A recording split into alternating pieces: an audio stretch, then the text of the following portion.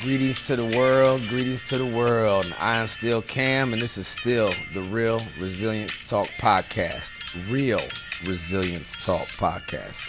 This is where we're going to get into a multitude. I don't even know if that's a real multitude. We're going to get into tons of subjects around the main subject of resilience. What is it? How do we build it? How do we maintain it? How do we sustain it? How vital is it for us? And then just what's our yesterdays, what's our todays, and what's our hopes for tomorrows and maintaining resilience. Again, I'm Cam, same. Let me disclaimer up front. Let me let everybody know that from time to time you may hear those of us who speak from our time on active duty or time when we were in or affiliated, but we are not speaking on behalf of any formal organization or anybody of the DOD.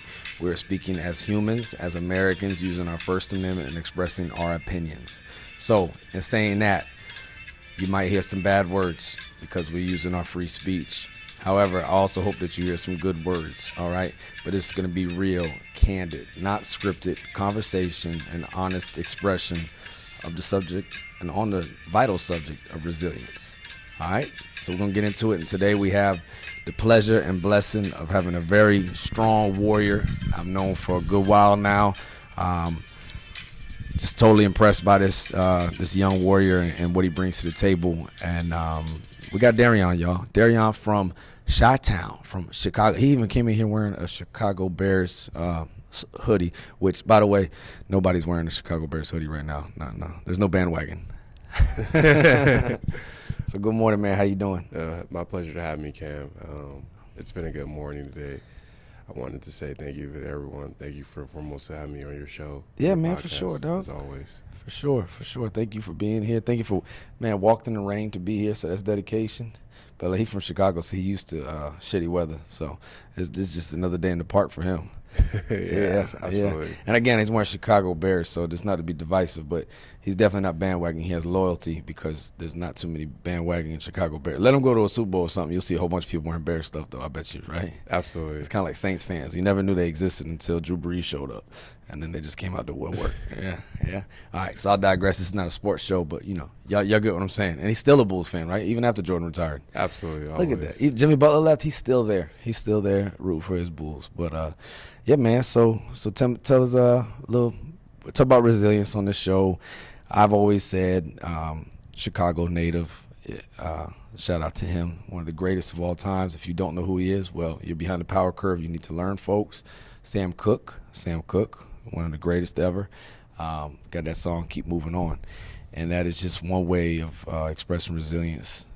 Or the expression of resilience, the definition of resilience is, to me, is to keep moving on.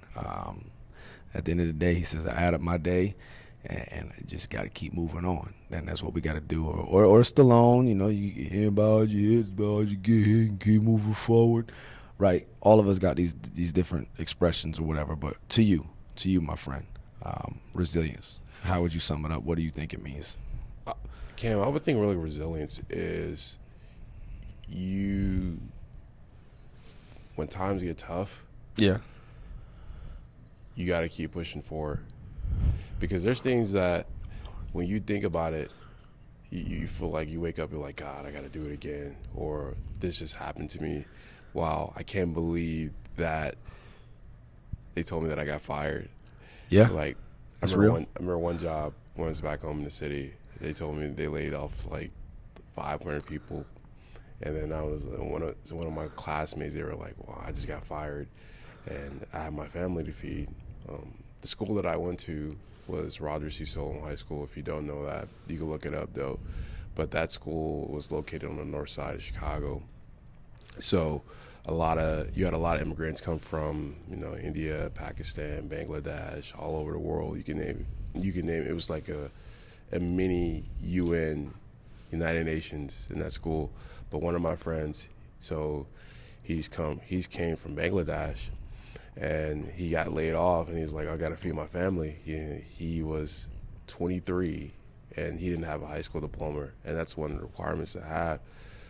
So, but he always maintained a smile no matter when he came to school.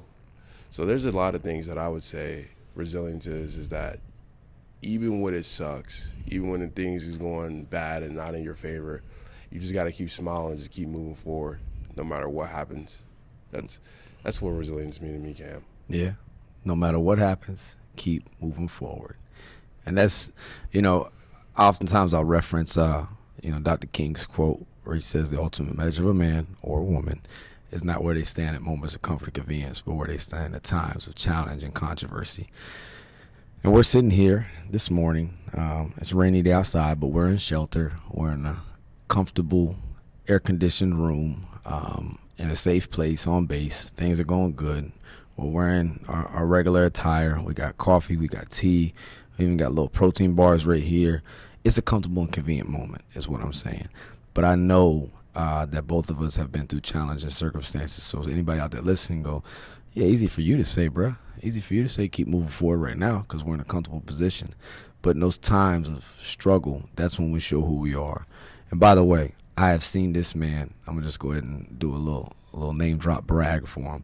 For fun, ladies and gentlemen, this man will run. We're in Iwakuni. He runs to Hiroshima on the weekend.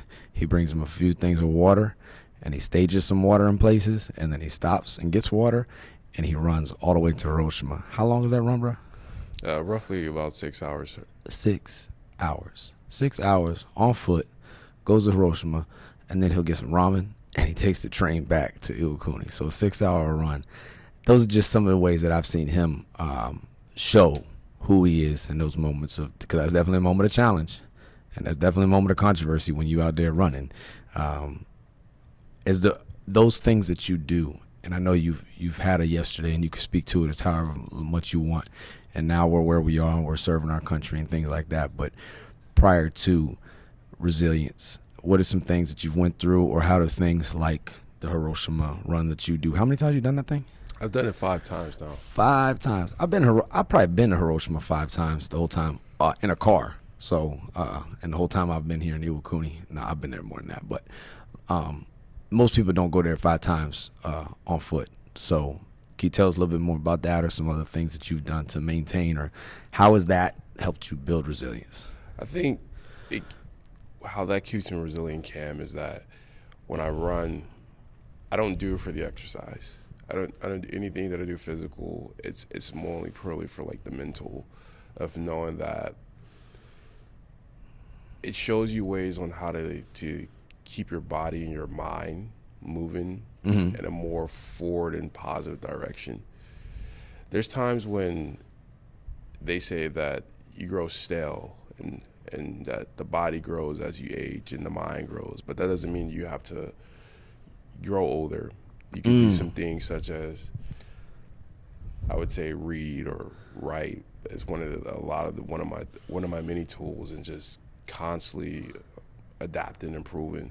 Because when I run, I'm not running for like just the big, like, oh my God, I'm this runner, ultra marathon runner. I'm not running for that. I'm running to always be adapting, because as we know, time is always changing. Time doesn't move forward for anyone.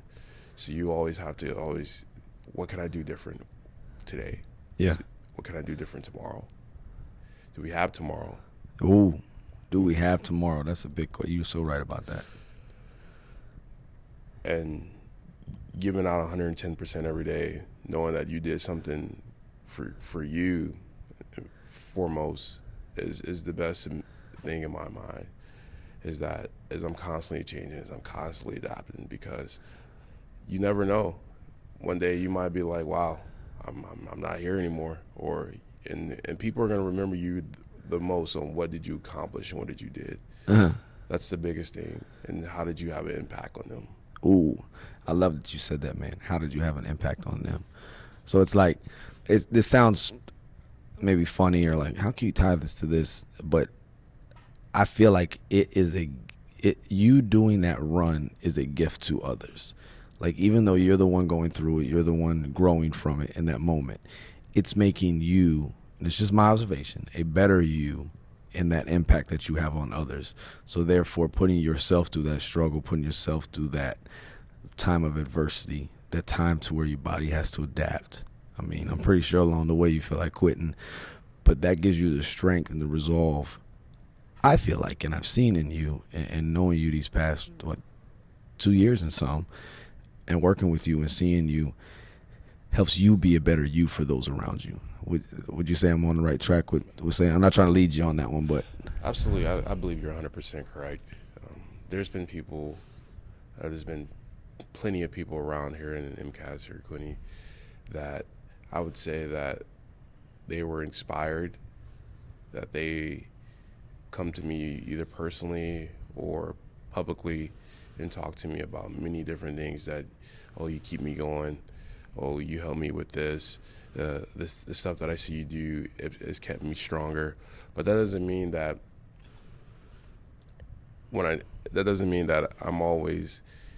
it's always the right. When I first started to do the run, I was like, I'm gonna just do it, see if can I do it. And I remember when I first did that run, it was like one Japanese person. They were like, I stopped. I was like, my leg was actually hurting that day, and I was like, oh crap, my leg. And Japanese was like, I remember when I got off the train down here in Irikuni, he was like, he said to me like, are you okay in Japanese? I'm like, I'm okay. Thank you, I appreciate it. And I was like, wow, because I was limping pretty hard that day. Yeah, that was the first one. That was the first one, and it's stuff that you have to be willing to tolerate pain. And I know that sounds crazy, but you have to be willing to like tolerate pain, because you don't know, like maybe one day your wife might die, or she might get sickle cell or cancer. Maybe your kids maybe got bullied in school. Maybe you might get kicked out. Who knows? Maybe you might get fired from a job.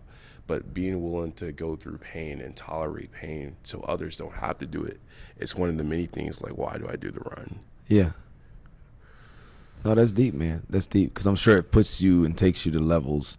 I mean, you're saying you're not an ultra marathoner or anything like that, but essentially you are, because that right there is 6 hours of just self-inflicted. And again, don't hear us wrong. And I know he said, people think it's crazy. I've come in to know the term masochist, which is somebody who like purposely puts themselves through like torture for the pleasure of it. That's not what we're saying here. Nobody's like, there's no cutting here. There's no anything like that. But what I see is that we live in a time for human beings that's very comfortable.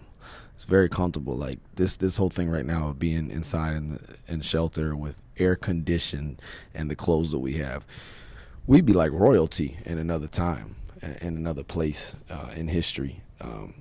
This is like the wealthiest of the wealthiest. We're probably living better than kings just sitting here right now.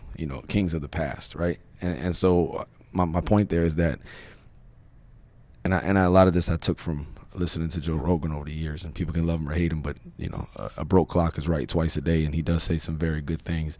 But he says that like human beings have a need for struggle, and if we don't create that struggle, or if we don't have that struggle, we'll make that struggle in bad ways. And I see people do that with drama, right? They make struggle in their relationships. They make struggle with having beefs with people and gossip and just it's like we have a need for struggle. So if you don't make it in a healthy way, i.e., for example, your run that you do, or some people just do their exercise, or the writing and the reading and challenging yourself to grow and to struggle, you become stale, like you alluded to earlier, of being stale and stagnant. And it's like a muscle you don't use, it's going to perish. I mean, I always say it's like algebra pull-ups. If you don't use it, you lose it, right? And that's the truth, because I can't do algebra off the top of my head right now at the moment. But let me do it again for a few weeks, for a few little bit. Same with pull-ups.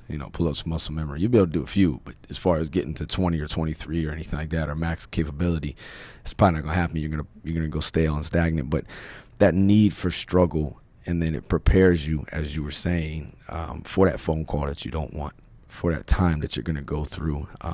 It's like a muscle. You've conditioned it, that will to keep moving forward, to keep pressing forward. And honestly, man, sometimes in life, I mean, not for everybody. There's obviously people out there struggling, and I know you've had your struggles in life, and I've had mine that are involuntary and they're inflicted upon you. But for the most part, it's a pretty comfortable time to be living as a human. What do you say about that? I know I just word vomited a lot of stuff. Well, I think as you hit the nail on the coffin. But I would say you're correct, though. I think we live in a time, and I think a lot of this has to do with technology. We're in the age of technology where a lot of people are so comfort where you can order your food with just a button on the phone, where you don't, as opposed to thousands of years ago that you had to actually go hunt your food. That's right. That if you didn't go hunt your food, you would perish immediately. So a lot of that has to do with just the times going, as the time progressing, which has made our culture very different than how it was maybe 40 years, as opposed to when you were growing up, you probably seen the whole time changing as well. So I would say that there's a lot of things that resilience comes to, that me and you both discuss, that when things get tough, when things get really tough, are you going to be down like Rocky? Are you going to get back up? Yeah. And you got to ask yourself, I got to get back up. And you got to go back to your purpose. A lot of people, they don't ask that. They don't take that time for themselves to say, why do I do this? Why do I want to be here? Why do I do the runs? Why I do the talks? Why do I keep doing it for? Because there's been plenty of times when people try, not necessarily people try to discourage you, but tell you that, why are you doing it? Mm-hmm. Well, it's because I'm doing it because I have my why, I have my purpose, such as like I do this because of this. I do this because for the betterment of the people, of the society, of the culture. Yeah. And that's the thing people don't understand is that there's a why between everything you do. If you don't know your why, then what are you doing? And I think a lot of people, the younger generations, they haven't found what they wanted to do. They have this energy, or we have this energy, because I'm a part of that. Right. This age. I still am too, everybody. I still am too. But a lot of it is knowing your why. Why do you do things like that? But I think with the things of like living in Chicago is one of the, and I can attest this, like not this is not to say like Detroit or LA or Philly or New York or Miami, even though I've been in all those places, but it's one of those places where as a kid, if you had to get your knuckle game up like at the age of like grade school, at third grade, you had to, it was kind of a dog world, and it's still that way. You see that growing up in that time, and still in that time, is that a lot of it was dysfunctional chaos, whether it was by the school, whether it's by the home, whether it's out there in public. You just seen a lot of different stuff. Like, wow. So coming to Japan or going all around the world, I realized that a lot of stuff was not the way that it was normalized back home. Oh, so what you were accustomed to, like, because we've talked about this before. So just because that's what normal looks like to you, in whatever that may be to anyone, that doesn't mean that's what right looks like. Correct. So, did it take you leaving there to see that? It took, I would say yes and no. Like when I got to the Marine Corps, it took me leaving to realize that, but I always knew something was wrong. I was like, you could just feel it. I just feel it, like it was like, this is not right. Something is not right. Like, why are we doing this stuff we're doing here? Yeah. So, and this is the thing about having a mentor too, is having people who've done the work too as well, who's done the resilience to help you. Like, hey, I think you should do it this way. I think you should do it that way. I think you should do this way. Because ultimately, a mentor or mentee, or the mentor mentee relationship, is that they're guiding you to, hey, you got to do it this way. You got to do it this way. It's like a coach on a basketball team or a football team. Yeah. Is that one of the things that I've always had was I had to struck out like a mentor, and you've always had. I've always had a mentor sometime. Oh, y'all heard that, and we heard Matt MC the other day talk about that, how important and vital it is to have mentors. I didn't mean to cut you off. I just like to reiterate, so people that are mentors are important for all of us, because you're in this situation, you're seeing this don't feel right, this can't be right, this life that we're living, this is, you said it best, dysfunctional. Like, it's functioning, but it's not functioning properly. It's dysfunctional. Something's got to be better than this. And you sought out mentors to guide you. And you said you constantly sought out mentors. Absolutely. I think having a mentor is very fundamental if you want to be, whether if you want to be successful, or if you want to do good. And a lot of it, I think, it's a pride thing, especially between, you don't want to have a mentor because, I think I know the way, but in reality, you don't know the way. You don't know anything, and you get to gain a different perception on how life is, and they get to give you tools for their toolbox. Like, well, this is how I did it, and this is how the way you should go. Mm-hmm. You know, this is how you can circumvent or navigate with times. Yeah. I say that to say that when I was in Chicago, the biggest thing I would have was, like, you had the gangs, you had you had a lot of the drama, you had a lot of the just stuff that didn't need to take place. And one of my mentors would tell me is that you gotta control your emotions. And that's another thing too, was resilience. There'd be times where I'm faced with a difficult situation with just, like, if you say something the wrong way, Yeah. you know, it's like that. It's over with. I'm about to snap. Yeah. You had a good day. You say something like, well, you know, you curse at them or anything like that, and then they decide to blow your brains out, and you're like, well, what? Did that just happen to me? Yeah. So it goes from 1 to 1,000 real quick. Yeah. So learning the biggest thing in Chicago that taught me was that learning to read people and read situations helped me with resilience too. Yeah. Big thing. So and then when you say that, do you say kind of got those cues like this shit ain't right, that shit ain't right, I need to probably go, and where to put yourself and who to put yourself around? Yes. And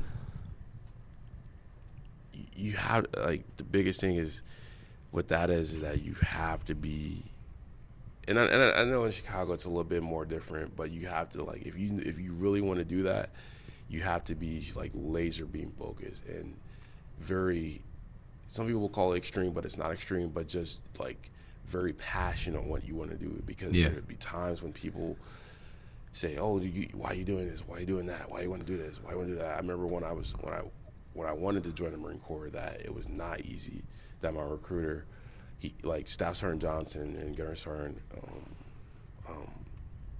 Williams, that they helped me so much when they didn't have to help me, because recruiters, they have their quotas to meet and right. deadlines to meet. They're trying to get people to sign up, but they did more than that. They did. They went out the way. Yeah. You know, but they kept me on a good path and a good focus. Like, there's been times when I was like, oh my God, and I was still in the delay entry program for like 4 years. Yeah. And I seen everyone grow up to be either in the Marine Corps or they got out. But I was, like, discouraged. I was like, why am I doing this? Like, why am I here? Because it took you a while. Did it take you a while to get in? It took me a very long time. And it was like, you can't get in because, and I can say all this publicly because this is all in the past, and I don't really care about that. Yeah. But I wasn't the best kid. I was still dealing with the death of one of my brothers. He died, and that was during, like, 2015 and 2016, and I got kicked out the house. A lot of stuff happened to me during that time where stuff wasn't going right with my life. I got kicked out. My mom, she got sick, and my dad was still in prison at that time, and I was living with my grandma. And so when I got kicked out, I realized this. I was like, well, I'm going to live on my own. And my brother was like, well, we're going to live on our own too. So we were still juggling with the fact of being in high school, maintaining a job, maintaining a source of income at 15 and 16, and then still trying to cope with normal day-to-day life actions. And so when I wanted to be in the Marine Corps, because I realized that what the Marine Corps gave to me was that this is a stepping stone for my life. I've always wanted to be a Marine because I always heard about it in the stories with the books and the TVs and the ad, that this is just pretty cool. So, short to say that. Nah, man, you can go as long as you want to. This is beautiful. It's like, you got me coming out with a lot of things, but the stuff like this is, you think that you had it worse. No, there's things that you can say like, wow, like I lost one of my friends and he was going to be a Marine.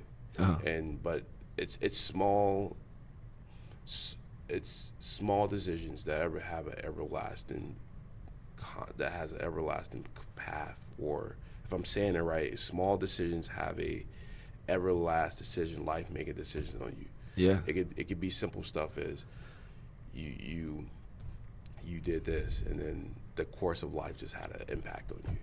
Well, like you said, things go from 0 to 1,000 really fast. And one thing we talked about many times is shit gets real quick.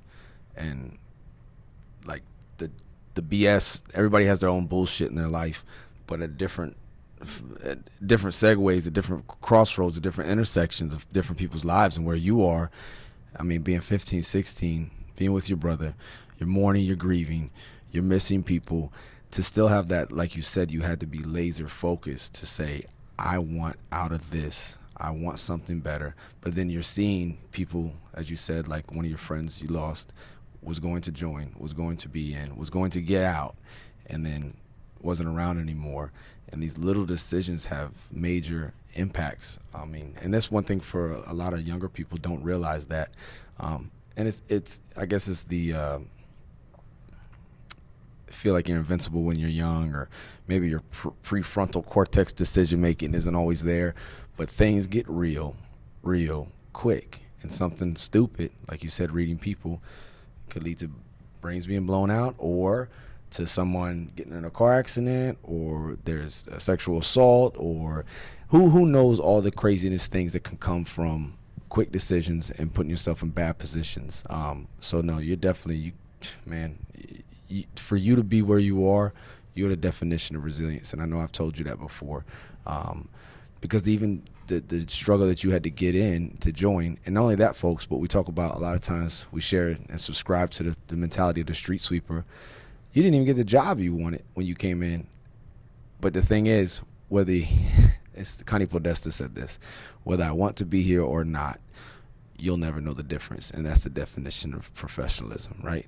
So it's like whatever that task is, that street sweeper mentality, man, I wouldn't know that you wouldn't want to be the job that you are because of the way you carry it out. And that's the dedication and the resilience in the day-to-day, because look how much it took for you to get here. So I'm picking up what you're laying down. I'm reiterating it because it's worth being reiterated, and maybe you weren't listening to that exact point while this man was expressing it, but he had to go through some real shit to get here.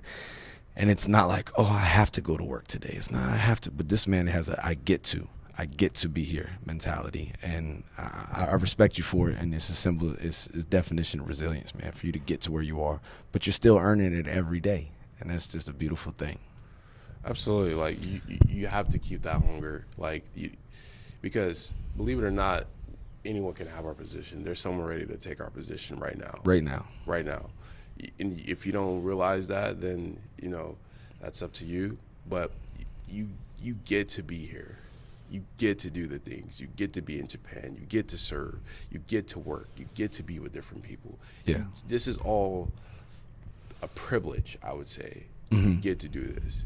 It's nothing's given. Everything's earned. You get to lead. You get to work with different people. You get to serve, and everything is really, it's a serveless. In my opinion, it's a serveless, thankless job. But then it's rewarding too when you do get the thank you. You helped me today, or thank you.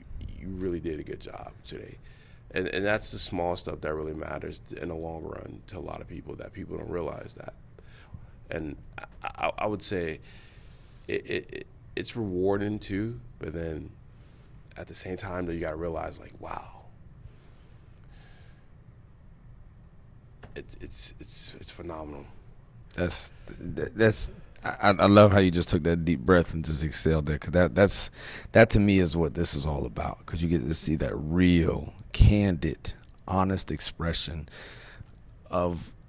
We forget that sometimes, man. It's a privilege to be where we are. And anyone listening out there might go, well, yeah, for y'all are in Japan, easy for you to say, but this just didn't happen overnight. This was a grind. This was a process. This was mentors. You're the product of mentors looking out for you, of those recruiters that went out of their way to make it work, to make it happen.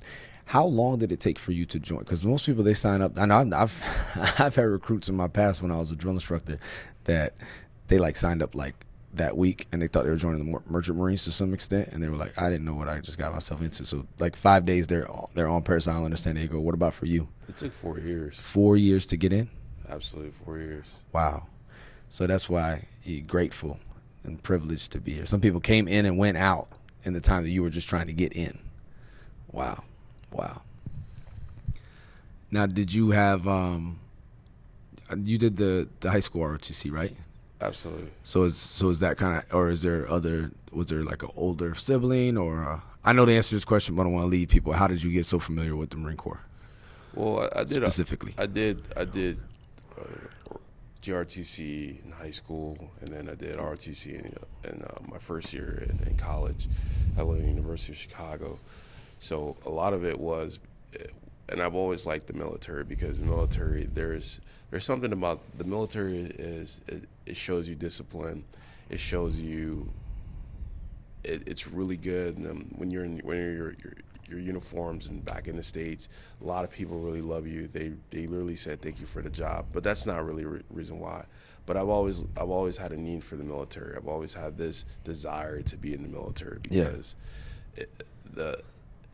it's something you get to do, and it's something you get to be with a phenomenal group of people. Yes. You'll never do that in the real world, where you get to have this mini culture of everyone in the world, and you get to learn from different people. Like, I've learned so much from just being in the Marine Corps. Then I've learned, I wouldn't say as opposed as a civilian, but you learn a lot of other professionalism stuff that I would have learned more than in the civilian world, on how this works, how this maintaining is. It's like we're like professional athletes, like the NFL, like the NBA. We're these professional warriors that when the time calls, we're ready to go. Ready, Anytime, yeah. Ready to go. Praying for peace, for ready to defend all of our way of life. Whether or not you're taking advantage of that way of life or not, we'll be here defending it. And the same for us, and the same for each other. You're right, though.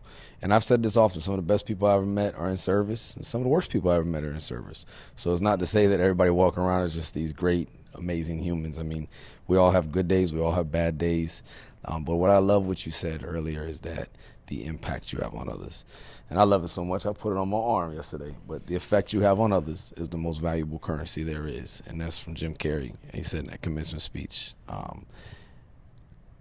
I see your impact. I see your effect. I remember when you first got here, you were standoffish. You were kind of like, a fighter in the first round, kind of getting a feel for everybody, everything. But it wasn't long before you embraced it, man. And now I see you leading. And that's just, it's been remarkable to see someone first get here, and then 2 years later, I see you in these mornings. And it's not just you no more at the gym by yourself. You got your little fire team with you. You got your whole shop of Marines with you, and you're leading them in PT. It looks like how do you, so like you get all this. Like, I love it when people, they got the get it factor. It's the it factor. I can't even describe what it is. Kind of like the Supreme Court made that one ruling. I can't describe what it is, but I know what it is when I see it. You have that it factor, and it's probably defined by all the things you've already expressed, and the privilege and you feel privileged to be here. You get to be here. You get to serve. So I think that all that feeds into it. But what about for the ones that don't get it, or the ones you come across that, obviously we're all different, we're all as unique as our fingerprints, but have a shitty attitude about this and about the day-to-day, and now you're in charge of some of them, potentially? Well, you got to be patient. Okay. And that's the biggest thing, and you have to do the repetitions with them. Some people, they don't know the why, or they don't get the bigger picture yet, and it might take them a little bit longer. But you got to always have a positive attitude. If you don't have a positive attitude with anything, you're gonna always fall short, and you got to maintain that. There's been times when people are like, who just come negative, just come off like, well, this is the way it is. But it doesn't have to be the way that is. It all comes down to, I think, like you said, though, that the people you surround yourself around the most with. And if you surround yourself with, Dan Pinion said this, is that show me my friends and I show you your future. Ooh, tell it again. Please say it again. He Say said, it again. He said, show me my friend. He said, show you my friends and I show you your future. Ooh. So if you're around a bunch of people who are just always like negative, or people who are positive, who are doing good things, then that's a reflective of your life. Yeah. The people you have that are the most around you, whether you want to believe it or not, have the most direct influence of you. So that's why, like in Chicago or just even here in Japan, that you got to always have like good people around you if you want to be good. Yeah. If you're constantly around negativity, if you're constantly around people who don't want good, and then if you want good, you're going, why I'm not feeling this great? It's because, people don't realize is that people wear off of other people's energy. Oh yeah. I think one person said this is that Gunny Drayton said this is that T. Yeah, T. Like, Episode 2, y'all. T, man. T. Like your T is the most important thing. That if you don't do that, is like it's gonna like you're like, wow, why my energy's just drained like that. Like yeah. You get around some people and they're like, oh my God, like you like, wow, I gotta get away from them. They take your T. And that T is, for those who didn't listen to episode 2 of Coach Chan, the amazing Coach Chan, one of my mentors. She said, time, energy, attention. Where are you putting that at? And then it just takes it away. And if you're putting it in the wrong places, it don't fill up your T. It'll take your T. You got to listen to it because she explains it so well. But basically, you better protect your T. Time, energy, attention. What are we putting that into? What are we sowing that into? Because that is what we'll reap. That is what we'll get, and those little actions, they add up, as you were saying, how not only on the drastic things, because there'll always be those things about the 0 to 100 and things get real quick. If you know what I'm talking about, you know what I'm talking about. That one ride you thought you were taking with somebody changes somebody's whole life. That one night going out that changes somebody's whole life. Bad things happen, but sometimes we put ourselves in bad positions also. But the day-to-day, how are you using or who is using up your T, your time, energy, attention? Because it is a precious resource, those 3 things, right? I mean, you can't, it's not always simple math, but it is. How can you expect to add things up in a certain way and not get a certain conclusion, right? That does not mean by any means that we're sitting here trying to say be better than people or act snobby. But there is a healthy distance. Like, let's say for you, you've been in now I know you've been here in Japan for some years. When you go back to Chicago, have you been back since you joined? I have not been back to Chicago. Don't want to? No, I don't, because I'm not saying, like, I am saying is that Chicago is like, it's pretty negative. It's pretty messed up. Like, if you, like, maybe to visit family, sure, but to live there, in Chicago, I've had this problem for many years, and I don't know, it's been older. The problem's been there older than I was, but the city is like, it doesn't really have a really good effect on people. Like like if you go there, you stay there too long enough, like people are gonna try to drag you down. People are gonna try to the energy, all the stuff that you had before. Yeah. It's not really good. And you're speaking to your experience with it. So maybe there's other areas, so we're not labeling the whole, what do they call it, tri-state area? What do they call that area? The Chicago area. The Chicagoland area. I think that's what I hear. Yeah, tri-state, that's some East Coast stuff. But like we're not labeling the whole area saying it's just all bad. But in certain places and pockets and stuff, it will take away from you the time, energy. My wife's from Philadelphia. It's the same thing for her. Like, to see family and stuff like that, cool. But to go back and live there and live in the same neighborhoods and the same areas, she's like, nah. And that's not to say that she's better. It's just to know, don't put yourself there in certain circumstances. If you do go back, be a light to some people and then get out. Because if you don't, now if you're in that situation, if you're stuck there, that doesn't mean all is lost. Because you're hearing from somebody right now who, through service, through unselfishness, and it's not a recruiting pitch, but I'm telling you, if you're in a shitty stuck situation, the Marine Corps, the Navy, the branches of service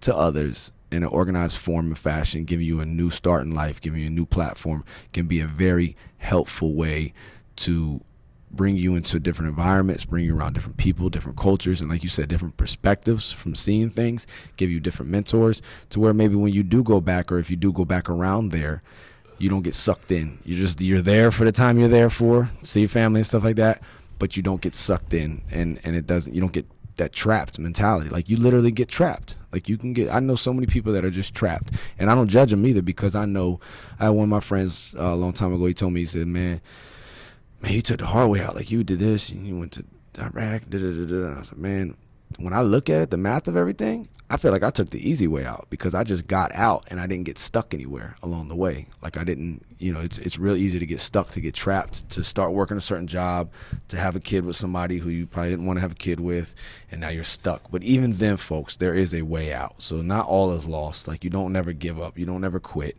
You keep moving forward and however you can. But I just want to say that, because sometimes people hear people that have essentially made it out, and they're like, oh, well, now you think you better.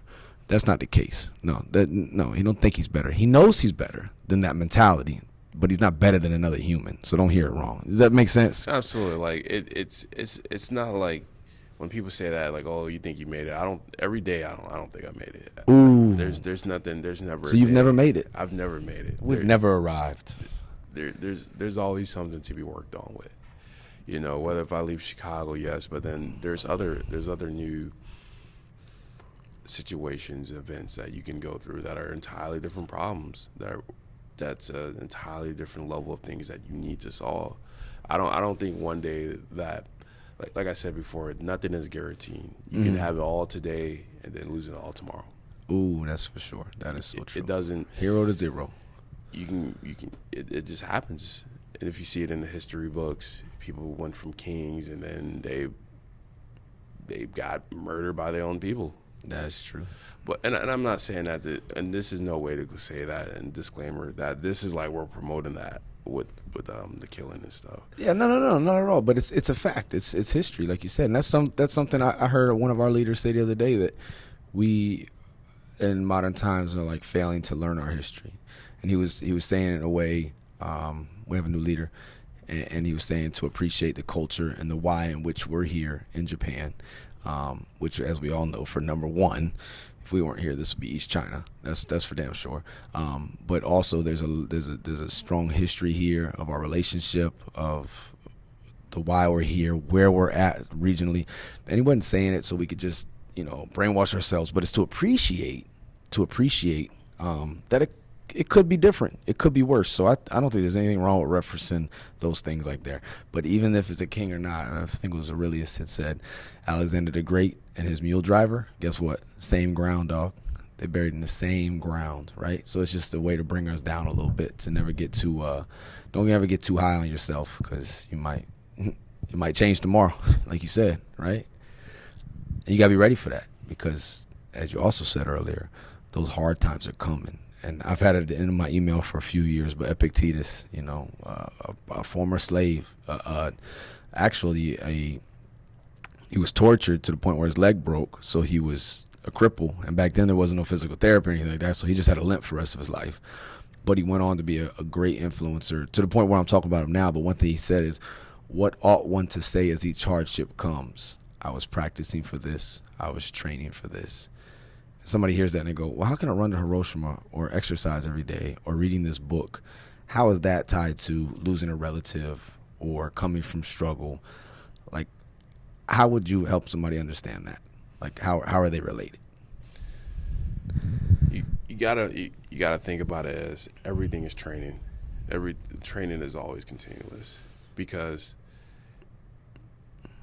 the pain that you go through in your mind, and I know it's very hard to describe, but just when I do, like, for example, when I do those runs, it's, believe it or not, you're going to go through every emotion in the spectrum. There's going to be in it like 30 minutes. You're going to be happy. You're going to be sad. You're going to be, and you're like, why? You're going to go through everything. And it's like, wow, like, why? Why is I'm doing this? What is the point of doing this? And you start to find things about yourself that you knew that you could not tap into yourself, that, wow, I didn't know I could do this. When it comes to like family, or losing a relative or losing a lost one or something that of that great travesty occurring, you're going to go through emotions. You're going to go through, take it as one person. I lost my brother. I went through every emotion. I was angry. I was sad. I was very like, just, I'm doing my own thing. I was very like, especially at that time too, I went through everything with that. I was like, oh my God, I can't. I was like, fuck everybody, basically. Yeah. I didn't care about nobody. I was like, fuck you. I didn't want to listen to anyone at that time. And so when I say that, but then I realized that it's going to get better. And you got to realize that it's a reason why things have to happen. You know, I've always asked that question, what if it should have been me instead of him? You know, and I'm not saying this to be religious or anything, but God, if you do believe in God, if you don't believe in God, that's fine as well too. But God does things for his children for the right reasons. And God give his hardest tasks to his most strongest warriors. Damn. Man, that's how to let that sit for a second, because it's, you know, and teach their own, like you said. But too much is given, much is expected, right? And I love that. If nothing else, if you want to sit here and listen to Darrion and go, oh yeah, right, that's not what I believe in, that's fine. That is so fair. But you cannot tell me that embracing the challenges that come your way as if it is a godsend, or that as if it is intended for your growth, and because no one else can handle it but you, that will not be a positive motivating factor in your life. You cannot argue to me and say that wouldn't be. So whether you want to believe it or not, or whether you want to argue that it's true or not, the fact that that's how he feels, it keeps him going. And that's the point of this, you know, this show, this talk, is to have a conversation with people and what keeps them going, right? For you to say that you feel that God intended it, and these hardships that come are placed on you because feels you can handle it and you'll embrace it and do well with it. I know that keeps you going. But I'm not just talking to anybody here. I'm talking to a man. He didn't get all into it, to the details, but I've had conversations with him. He's seen people killed. He's seen combat in person. He's seen a lot of pain and a lot of loss and a lot of struggle. And I'm not trying to hit any triggers for you, but I want people to appreciate who they're listening to right now. And that's not to kiss up to you, but it's just to say that you could play any victim role that you would want to. You've told me things about your family, about your life, about your growing up, about challenges you've had that some of us will never come into contact with. Like, I say combat, but we've never deployed in a combat situation together since you've been in active duty. You grew up in combat. You grew up in the city, in the streets of Chicago, where Chirac and stuff, right? I mean, these are just things I know from other people saying them. I don't live there. I'm not from there. I'm not trying to speak as if I am, but I know that there's a lot of struggle and there's a lot of pain. But a gem cannot be polished without friction, a gem, G-E-M, right? Nor can a man be perfected without trials, and that's what Seneca said. And for you to go through all of that and to still be where you are and to still be so humble. And y'all can't see him. He's a swole dude. He whooped my ass right now if he wanted to, right? Be strong, warrior, but still humble, still hungry to get after it every day, and just feels privileged to be here. I mean it when I say it. Any card, any victim role that you would want to describe, this guy could play it, but he doesn't. He doesn't. He's on to the next thing. He's on to attacking in a different direction. He's on to doing his best every single day. And that's why I wanted to have a conversation with him, because I see a lot of people that come from way more fortunate circumstances that are just not where you are, man, mentally. They don't have the drive. They don't have the appreciation. They don't have the gratitude for where they are. They don't embrace the challenges that come them way. I'm not saying they have to take it as a godsend, but to embrace it as something. To embrace it as and take ownership. That's another thing, too. This man owns up to things. Makes a mistake, it's on me. I suck. I'll fix it, right? Oop. All right. Got to get that one back. Okay. But he owns the situation and takes extreme ownership over it. And if you don't know what that is, look up Jocko Willink, look up, David Goggins, any of these Navy SEALs, any of these special operators, they talk about extreme ownership a whole lot, and you own your shit, and that's where we're at right now. We're not owning up to our things, but this man does, and never plays any kind of victim card. Never woe is me, never I got screwed over, but he did, but he doesn't even acknowledge it. He says, what can I do next? What can I do to be better? And a reason why I wanted to have a conversation with you is because I admire you so much. And we talk about mentors and mentees.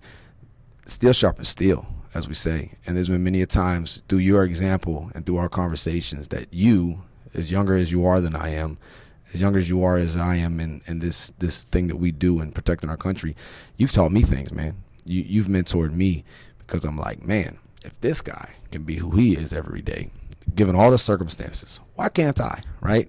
And I do say that to pump up your head a little bit, to give you credit, because as another Chicago native said, Kanye, before he went crazy, whole nother subject, whole nother podcast, but if you admire somebody, you should go ahead and tell them, because people never get the roses while they can still smell them. So I do want to tell you, I admire you, man, and I see a lot of young service members, Navy, Marine Corps alike, so on.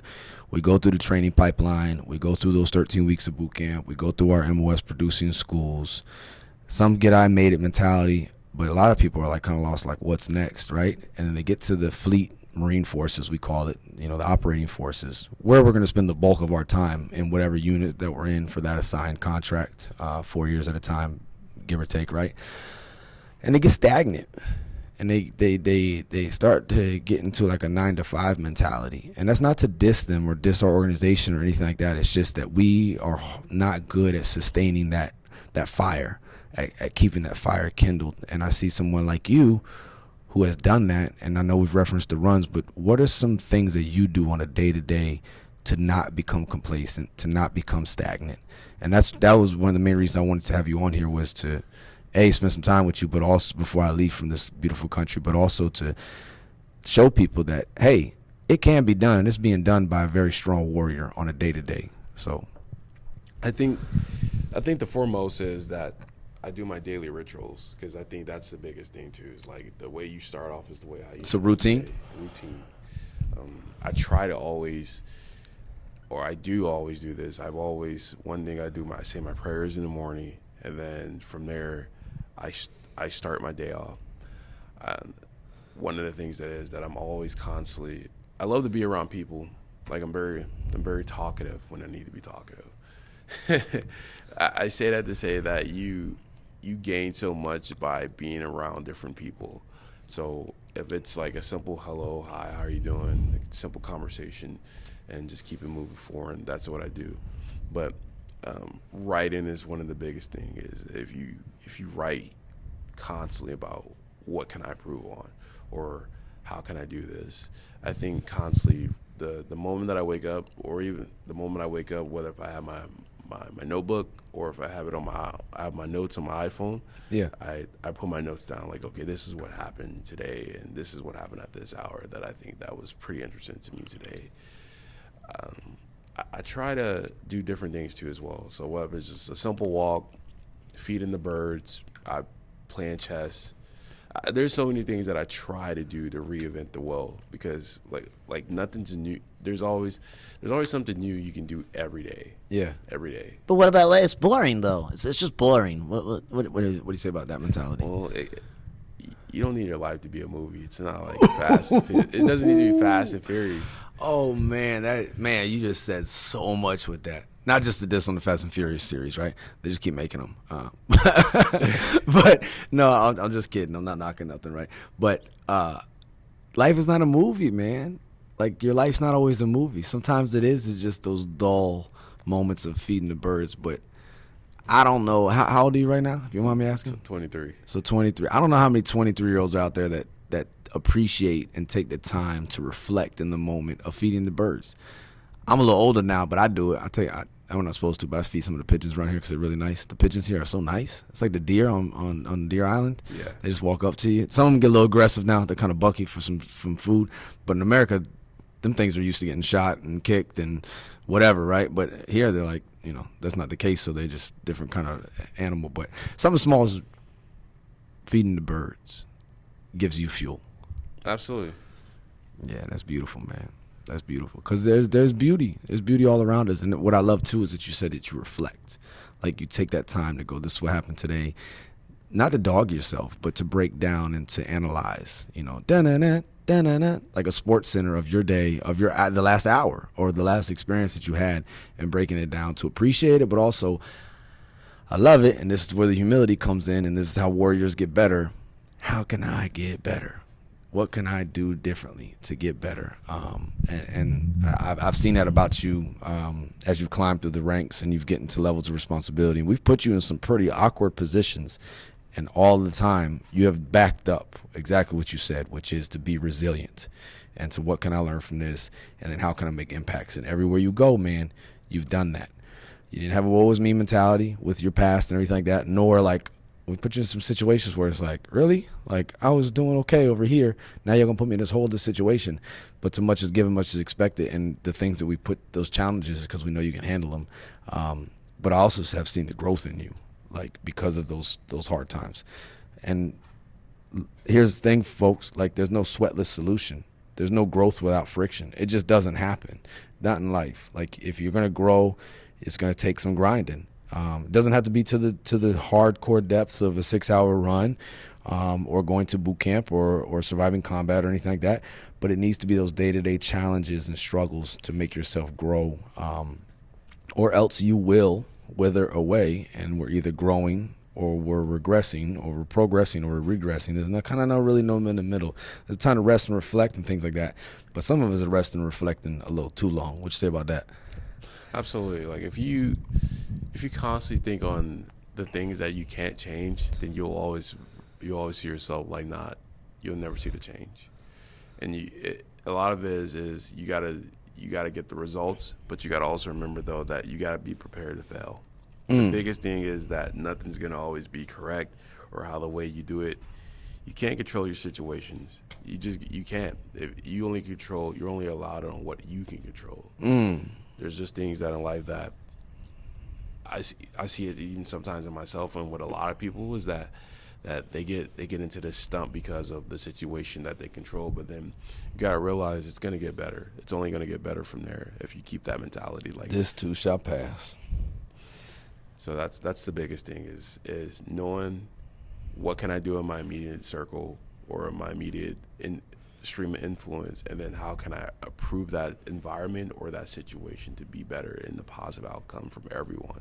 Because there's always a way to make things worse, but there's always some way to make things better, and it could just be you realizing that what you can't control, that could be the difference maker right there to kind of give you some peace and serenity over the situation. That's like Stoicism 101, as Epictetus, to quote him. And if somebody said, what is Stoicism? What is this Stoics? How you say Stoics? What is this Stoic stuff about? I'm not saying it's not a faith-based thing or anything like that, but it's hard-learned lessons by people who have analyzed and done what this man's saying, reflecting on life. But Epictetus, like I said, that slave that became an influencer over to the point where I'm talking about him today, and his name literally means the acquired one. That's what it translates to. He was a piece of property. But he says happiness and freedom begin with a clear understanding of one principle. One principle, ladies and gentlemen. Y'all ready for it? Some things are within our control and some things are not. That's it. That's the whole quote. That's the whole everything right there. So what Darrion's talking about right there about where's the stream of influence I can have in this situation, the interactions that he has with these people, you don't know what other people are going through. So that one little positive, smile, or hey, how you doing, or showing them that example. Again, some days it may be those 6-hour runs. Some days it may be, a boot camp type scenario or something extreme. But on the day-to-day, man, it's being consistent and consistently challenging yourself and consistently trying to be your best. If not for you, man, for others. Because I've seen you have a lot of impact on other people. And how rewarding has that been in your short time in uniform in life, having that impact, and you get that feedback from people? It's very rewarding because you know that you are changing people, and I think that's the biggest thing. People, when they can come up to you and say, "Hey, you changed my life," and that's beautiful. You be like, "Wow, I didn't know I had that type of effect on people," until you realize that some people, they do it in private. Like I get most of the time in privates, and I'm like, "Oh, okay, thank you, I appreciate that," and it's because some people need to be the light for other people. Some people don't. Some people maybe never had a mentor, or maybe they don't know the way, and so you being that example that we always preach about and we always say about is that you being an example and showing people that example can be beneficial to them. And it's like, if you want it starts with you. It starts with the person in the mirror. So you got to always constantly say to yourself, how do I make myself influence? How do I make myself rewarding? Yeah. Because if you don't know it, then the other people are not going to do it as well. Well, I love that you said it too, and a lot of this, we wouldn't be who we are. I know I wouldn't be where I am, and you've attested to it too today. Without the mentors, without the people guiding you, without people, like you said, patience with some people. And here's the other thing, folks: like, you may not know what you don't know. Actually, you don't know what you don't know. That's why it's called ignorance. And I've been ignorant many a days, and you just don't know. But to not be open to exposure to things to make yourself grow. Now that's being stubbornly ignorant and damn near stupid, in my opinion.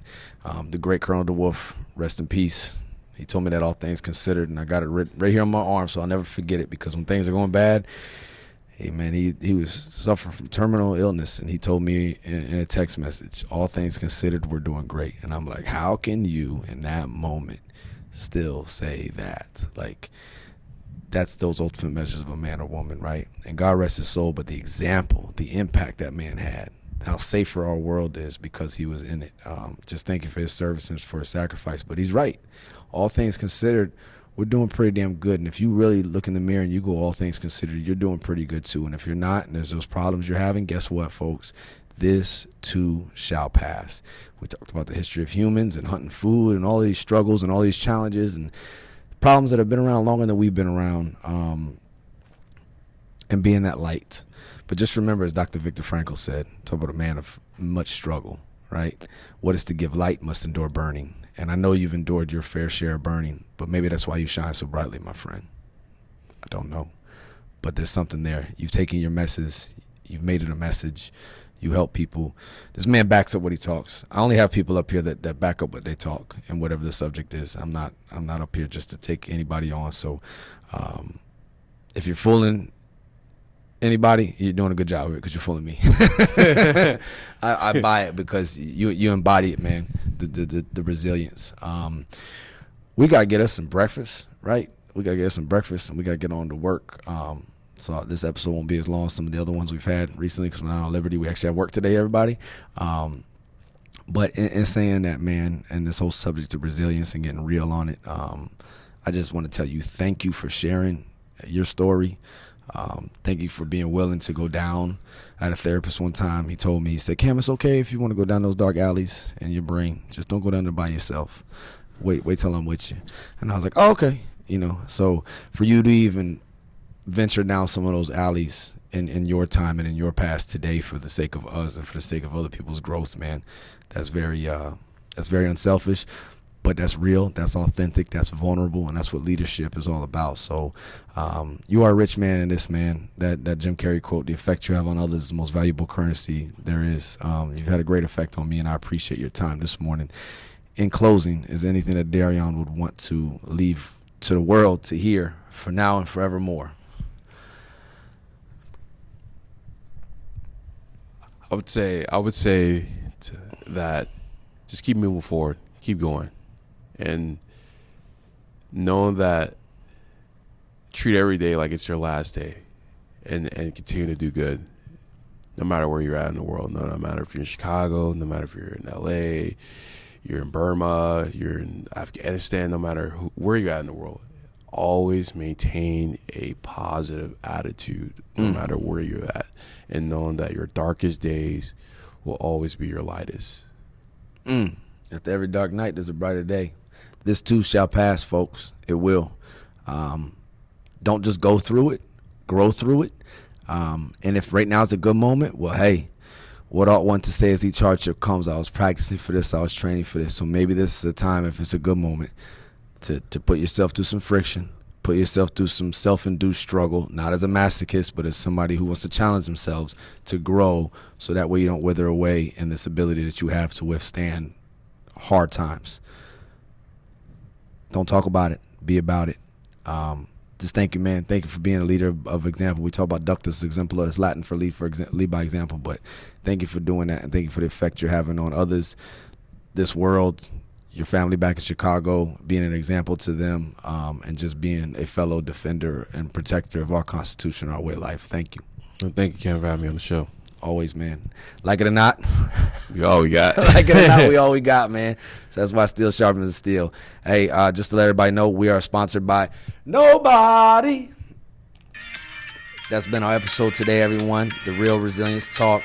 I don't even know what count this is as far as episodes. We've done a few of them, but I really just grateful to be in the company of this man right here. And I think we all need to do that from time to time. Just stop and think about what we got and who we got around us. Maybe hug people a little tighter. Maybe say thank you a little bit more. Be grateful. You don't know what's coming next. None of us do. And this too shall pass. Good or bad, this too shall pass.